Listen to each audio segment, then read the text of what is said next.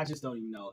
Number one, I keep calling the Eternals the Elementals because I keep thinking about the Disney movie that I actually liked versus the Marvel movie that I absolutely hated. So that's where I'm at. That's where I'm at.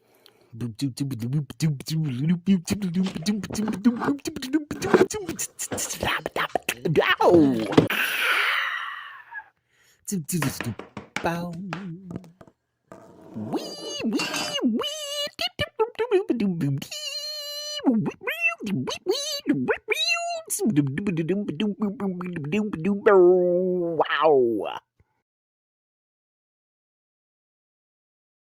What's up, everybody? My name is Michael Stephenson. Welcome to my YouTube channel. You are currently watching my art/entertainment industry series, in which I talk mainly about film, television, with a little sprinkling of music as well as book publishing. If this is your first time here on the channel, I would ask that you please go back and watch some of my previous videos, some of the opening videos. I have them labeled as episodes, like 1 through 20 or 30, something around there. I ask that because here on the channel, I've been trying to establish a particular lingo or language that can be used on the channel as a shorthand so that in future videos, hopefully I can make them a little bit shorter and I can just mention something like the Avatar era or the Lost Effect and you will know exactly what it is that I'm talking about and I won't have to explain myself a second time. So with that being said, I wanted to talk today about the Eternals. Now listen, this is my Marvel month, okay? So I fully know and understand and get that I am super late. I am super duper late coming to this party of talking about the Marvels or excuse me, not the Marvels, the Eternals, or frankly, any Marvel Cinematic Universe film.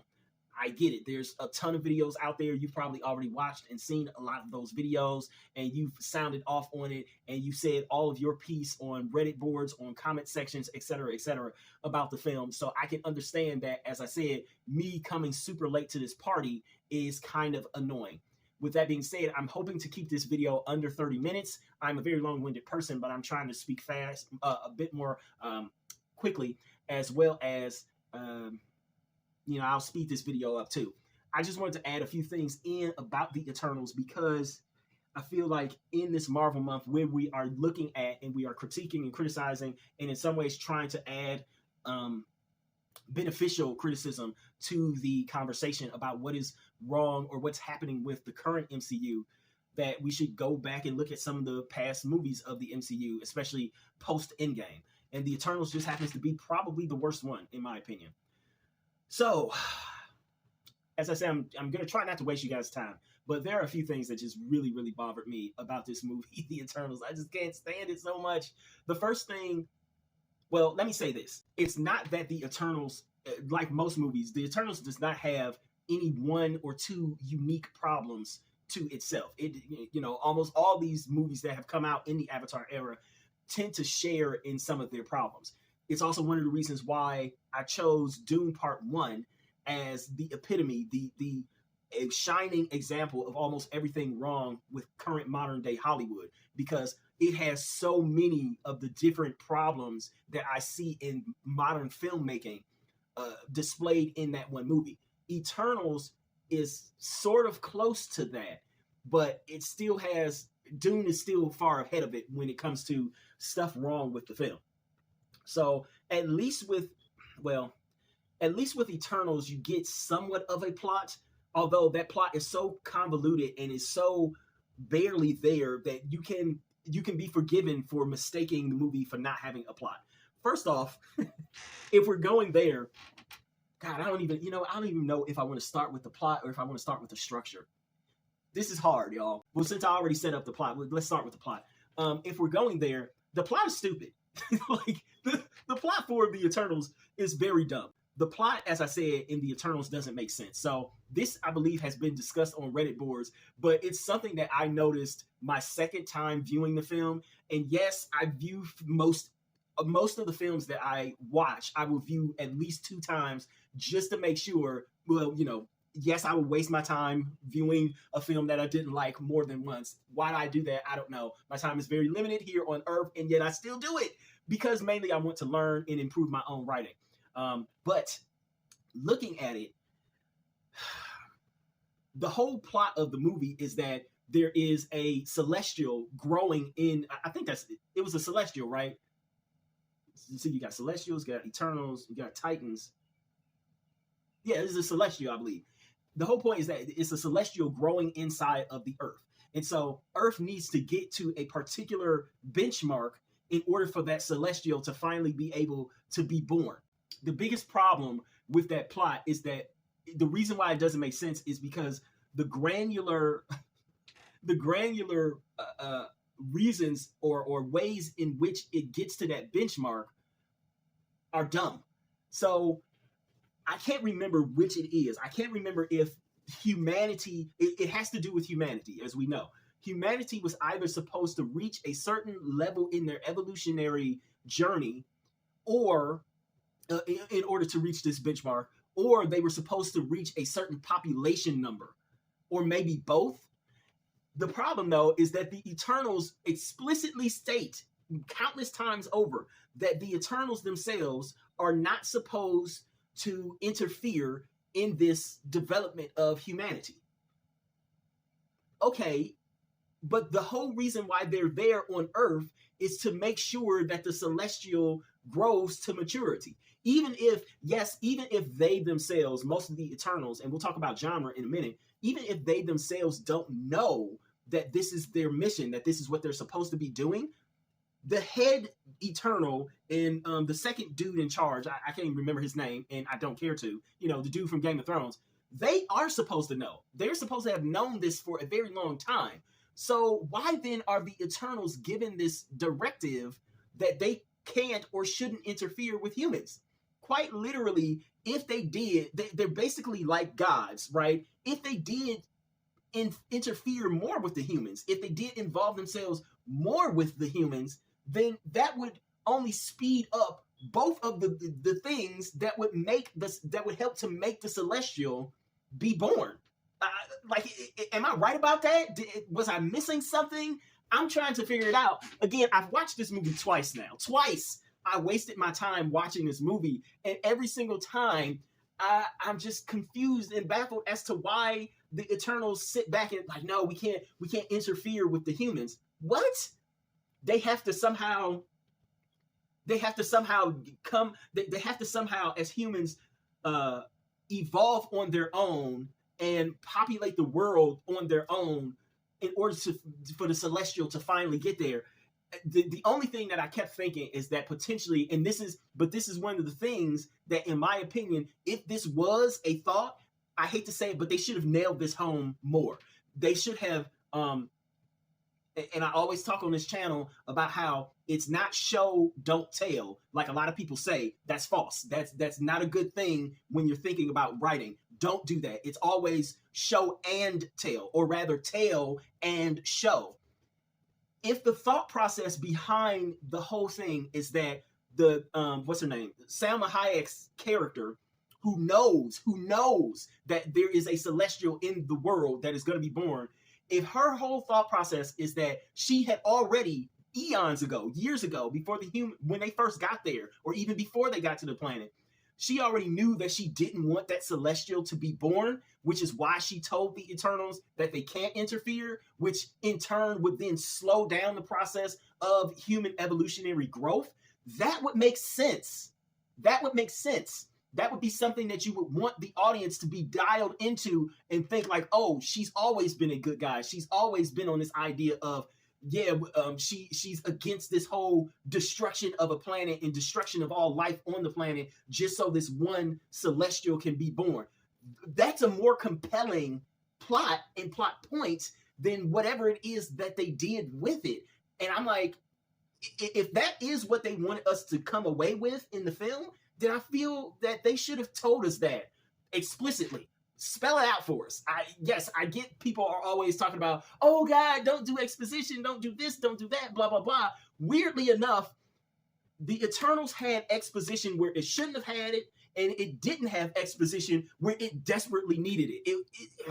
It's the worst kind of show, don't tell that you can have, because they showed us stuff that we didn't need to know, and that wasted time, and they told us stuff that they could have shown us. Oh my God. I was just going back and forth with that. Like, it just don't make no sense. This makes no sense. It doesn't. Because, again, but then on top of that, the weirdness that even though it was one of their directives that, okay, you're supposed to just watch over the humans, I guess, and sort of protect the planet, protect them from completely and totally destroying the planet, basically. Because if they destroy the planet, they destroy the celestial, right?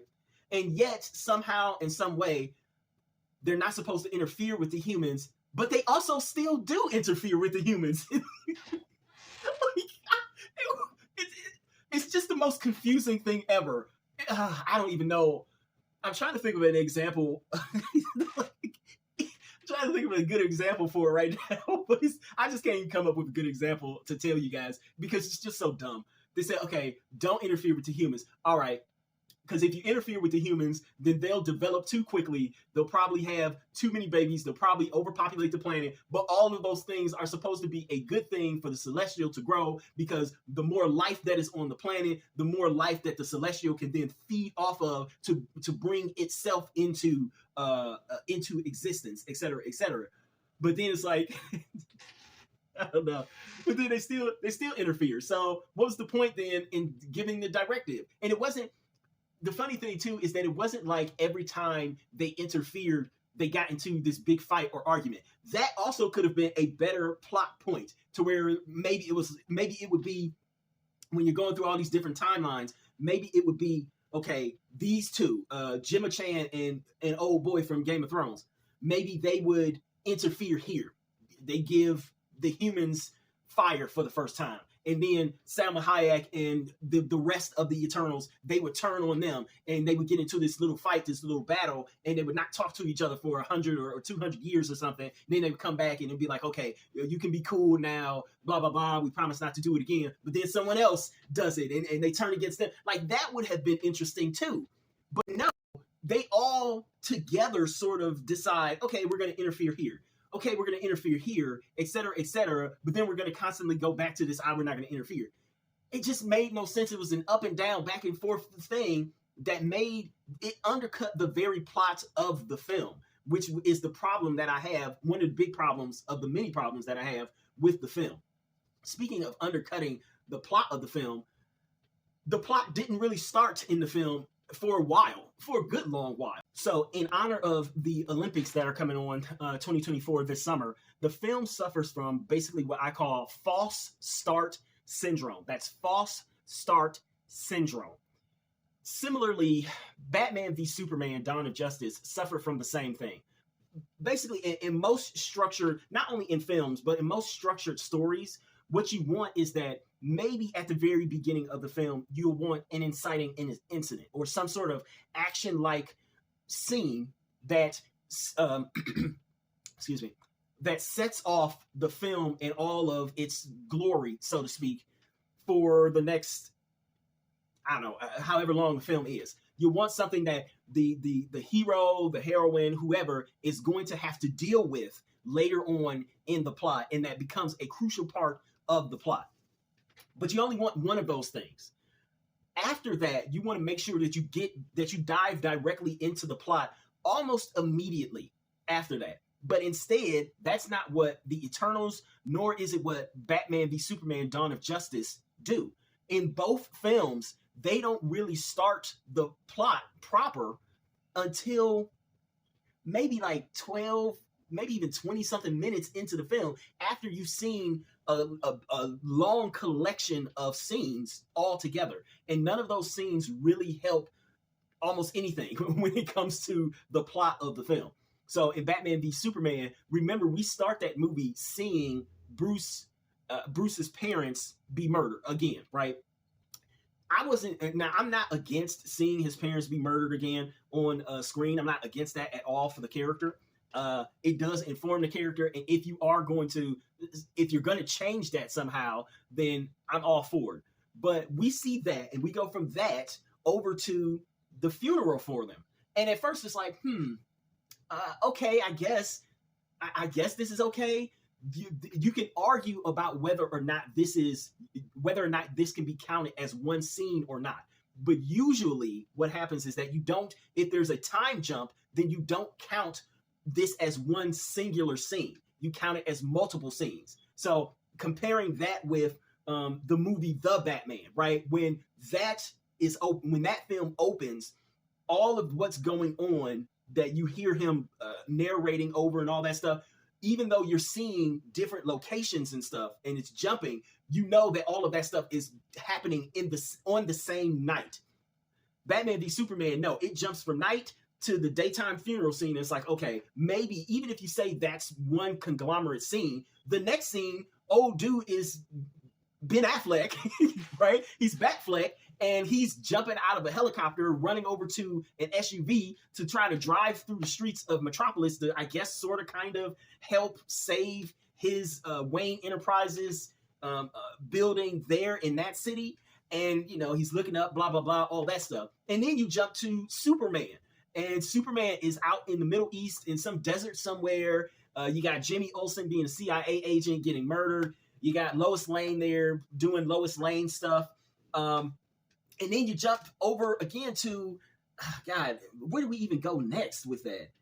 Do we go to Lex Luthor, or do we go to these kids just on the shore diving down and getting some rock? None of this is legitimately part of the actual plot. That's the problem. None of this helps to set up the plot in almost any way, shape, or form. And yes, that even includes when Batfleck is running through the streets and he's looking up at all of the destruction that Superman has created. It doesn't help to set up the plot in almost any way, shape, or form. The Eternals has the exact same problem. Once they land on Earth and they battle that whatever water monster that comes up out of the ocean, you're then just sort of bombarded with seemingly an onslaught or a montage of different scenes throughout different time periods that don't really inform the plot or even try to form a plot at all. It's just like, man, golly, I just don't know. The scenes just kind of happen, and they go fast, and they go fast, and they go fast. The timing and the pacing in this thing are horrendous. Then, of course, not only does it have the false start syndrome, but you add to that the back and forth timeline syndrome, which, that's not really the name for it, but the back and forth timelines are so incredibly nauseating because it's almost like a whiplash of back and forth, because you really don't know what's going on. I just recently saw a Hulu series, and it's called Saint X. Now, it's based off of I believe, a best-selling novel, and it's produced by rapper Drake and rapper Future. So, they had a little company or little producing partnership for a little while going on. They produced this show. I think they produced a few movies. They also produced the show which shall not be named. I don't think that they're as buddy anymore as they used to be. So, I don't know what that will entail for their producing partnerships that they were doing. But anyways, in the story of Saint X, on the TV series, the story is about this young white girl. She's a collegiate, college-age white girl who is murdered while on vacation, or who dies while on vacation. I guess that sort of gave it away there. I'm sorry if that's a spoiler for people. She dies on vacation while in the Caribbean, one of the Caribbean islands. I think the Bahamas, or maybe Turks and Caicos, or Jamaica. I'm not really sure. But what happens is that 20 years later, her younger sister, who is now grown, she's like an almost 30-something-year-old woman, she runs into one of the people who was blamed or who was fingered as being potentially one of her murderers. She runs into this dude while out on the streets of New York. So this guy is now living in New York City. He's a black dude because the Islanders were more blamed for it. So, it's got that racial tension, all that stuff there. The problem, though, with this series is that this series had about 5 different timelines going all at the same time. So you had the 20 years later timeline. You had the original timeline of the actual vacation. But when you were on the vacation timeline, you also had another timeline in which they would show you what was going on the vacation, just going linearly, going straight forward. So day after day. But then they would also jump forward to show you what happened the night of and the few days after the girl went missing, like when she went missing and before her body was found. And then they would also show you, they would jump forward even further in time to show you this sort of, I guess, sort of limbo timeline in which you're seeing a few years later, but it's not 20 years later, but it's a few years after what happened, and you see the black dude is in jail, et cetera, et cetera. But then they also have another timeline in which they follow the growing up.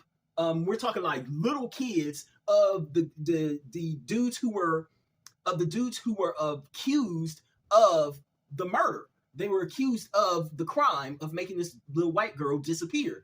And so you're having to keep up with all of these different timelines, and each episode jumps into at least 3 or 4 different timelines every single episode. They never do one episode to where it's solely focused on one timeline.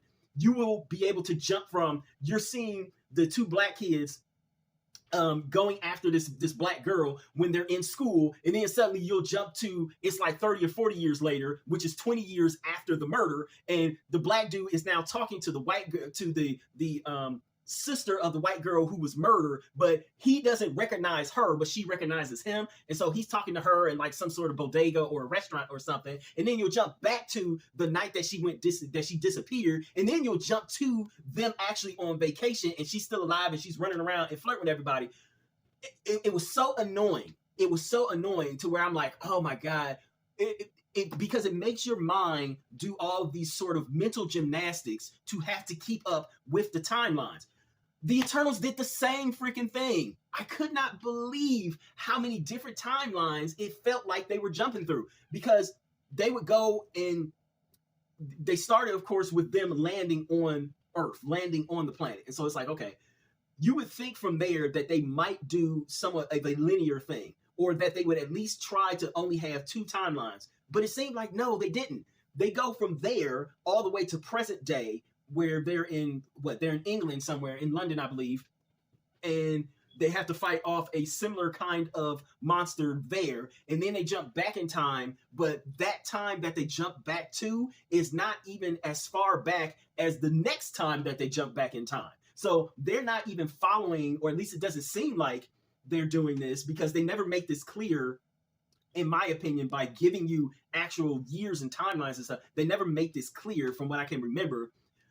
It would seem like they would just pick 2 timelines, have a past and have a future, and then in the past timeline, they would follow it linearly, and they would take you through the years as they go forward, as they progress. But that never felt like what it was. And then on top of that, in the future or in the present, they have that one scene, or that one sort of stretch of scenes in which the Gemma Chan and her little cohort of people, the good ones, they go to Salma Hayek's little farm, ranch, whatever, and they find her dead. And they're like, oh man, what happened? And so they do a time jump to like a week before to show what happened with Salma Hayek. And I'm like, what?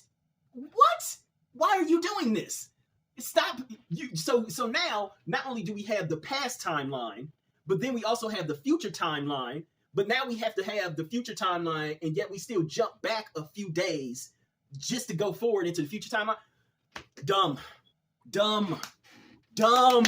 Why would you do this? Why would you make the audience have to go through this kind of mental Olympics to keep up with what timeline it's supposed to be and where you are supposed to be within the story? It makes no sense. Oh God. It was just ticking me off so bad. It was ticking me off so bad, especially because I was thinking to myself, and a lot of people said like, oh, this would have been better as a TV series. And I was thinking to myself like, yeah, you know what?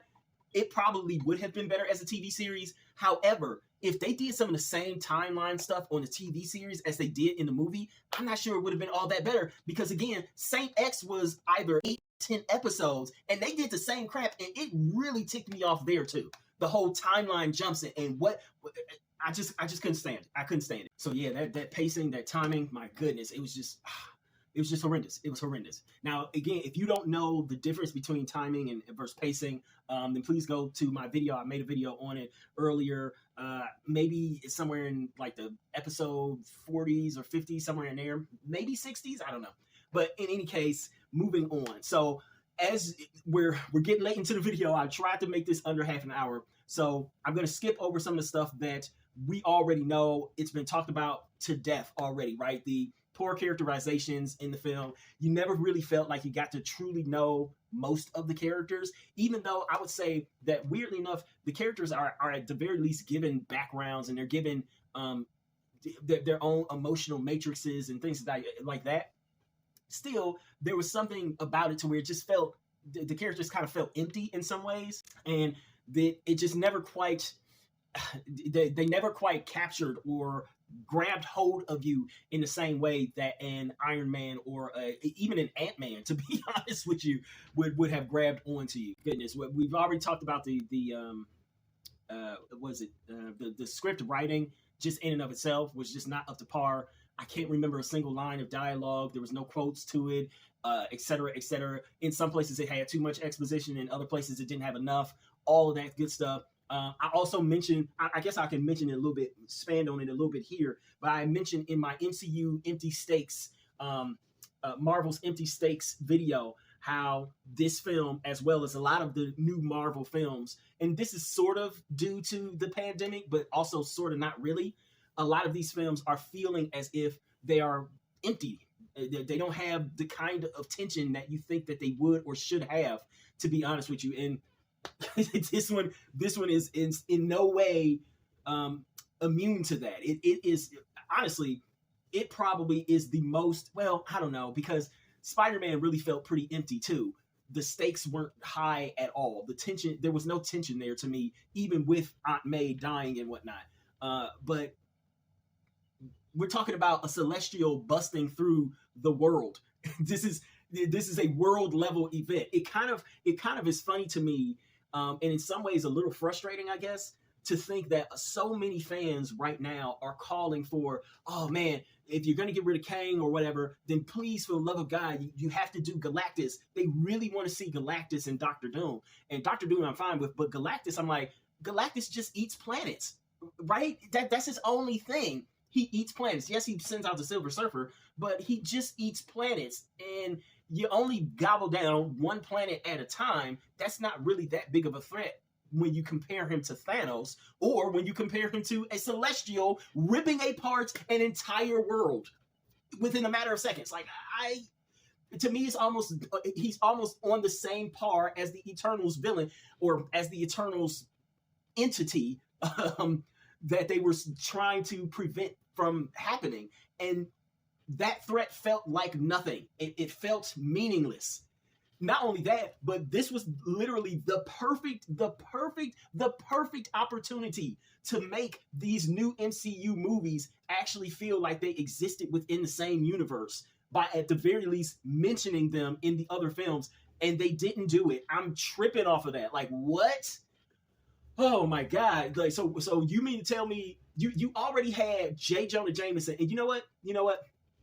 Come to think of it now, I'm going to have to go back and I'm going to have to look at the MCU timeline. I might update this video if I look at it. I'm going to have to look at the MCU timeline to see where these films fail or fall in the timeline. Because as I said in my Spider-Man video, I think that Spider-Man in and of itself as a franchise has really thrown off the whole timeline thing, because Far From Home and No Way Home have to take place within the same year, within like a 6-month time span. So maybe No Way Home does take place before Eternals. I don't know. But you had J. Jonah Jameson right there. How is it that a freaking giant celestial being, or an alien that has been incubating in Earth for thousands of years, is now has started to pop out of the Earth, and its head reaches so high that it literally touches and goes beyond the clouds, and then it hardens into what looks like some sort of stone island within the ocean, forming basically either a new potential continent or whatever you want to call it. I don't know how big it is. Maybe it's just a small little island off the coast of other islands. I don't know. But how is that not the leading story? How is it that, oh, now we know the identity of Peter Parker? Are you mad? Are you insane? The Earth almost got ripped apart by a giant alien, but we're worried about Peter Parker? I get it. I understand, because what's the saying? Mysterio blamed Peter for basically for killing him and said that Spider-Man was a villain. I get that. And again, I'm going to have to watch that movie again. I only saw Spider-Man No Way Home just recently, and I only saw it once, and I was halfway paying attention at the very beginning. So I mentioned it also in my Spider-Man video that I'm not sure, did they ever resolve the Mysterio thing? Did they ever clear Spider-Man's name and say that no, Mysterio was actually the villain the whole time? Because remember, he told them, check with Nick Fury, and they was like, Nick Fury's been off-world for quite some time. So did they ever clear him of that? Like publicly, not legally. You know, legally Daredevil came in and, you know, he was a great lawyer or whatever. But publicly, did they clear him? I don't know. In any case, the fact that there seemed to be no tension or there seemed to be no stakes around that at all in almost any way, shape, or form, knowing that the Earth almost got destroyed and just some dudes who we don't even know who they are. They also are aliens. They've been around for thousands and thousands of years, and they're somehow just still walking around. Nobody's trying to hunt them down and be a reporter or anything. That is the most ridiculous thing ever. I'm even trying to figure out how on earth did Namor, how did he not mention something? I mean, something, right? Listen, I get it. He probably stays only in his area of the ocean. So I understand him not going off everywhere. And I don't know where that alien head, the celestial head, I don't know where it popped up, in what ocean it popped up. But it would seem like it would be at least some kind of news. Like, listen, the Earth is rumbling. There's a giant earthquake, and it had to have caused some kind of tsunamis or something rising up from out of the water like that. How did Namor, who lives in the ocean, who is sort of like the ocean king of Atlantis in the same way that Aquaman is, how did he not say anything? Old boy is over here concerned with freaking vibranium. Oh, God, they're going to steal our vibranium, which we don't use. I apologize. I got a little bit loud there. My voice is already going hoarse. I'm not used to talking for so long because this is like my third or fourth video of the day, but still. That just infuriates me so much that it just the whole point of the movie basically meant absolutely nothing. And people were just walking around like, did something happen? I feel like something important happened. Maybe it did. I don't know. Whatever. Alien stuff happens all the time, I guess. They don't care. Right? But to end this, let's talk about something that I'm going to talk about in another video as well, and that is genre framing. So hopefully this is not something that has been covered exceptionally well in some other videos. But we've always, one of the things that the MCU was able to do and do kind of well pre-Endgame is that they were able to genre frame some of their films quite well. Ant-Man, we all know, was a heist film. It was a quintessential heist film that just happened to involve a superhero that had some superpowers. But he was always stealing some stuff, or in some cases putting stuff back, etc., etc. Iron Man, a quintessential science fiction film, not in the sort of old science fiction aliens type of realm, but in the more grounded science fiction type of films that we've seen in the past, like like maybe like Transcendence, or I didn't particularly like that movie, or I'm trying to think of another grounded science fiction film, and I can't think of one right now.